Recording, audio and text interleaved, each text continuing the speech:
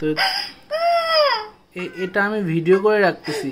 তোর যখন বিয়ে হবে, তুই যখন শ্বশুর বাড়ি যাবি, তোর বর, তোর শ্বশুর শাশুড়ি সবাইকে এই ভিডিওটা দেখাবো। আর বলবো কি, দেখেন আপনাদের বৌমা আমার সাথে খেলার জন্যে এরম কান্নাকাটি করতো।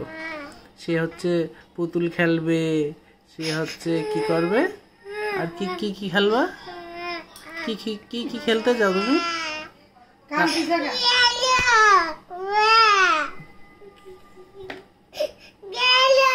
কি খেলবা, কি কি খেলতে চাও, কি খেলবি সেটা সেটা তো বলবে তুমি আমাকে। কি খেলবো সেটা বলবা না? কি খেলবো?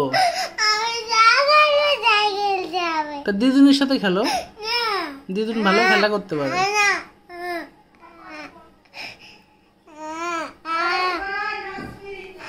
ও এখনো নাচা হয়নি?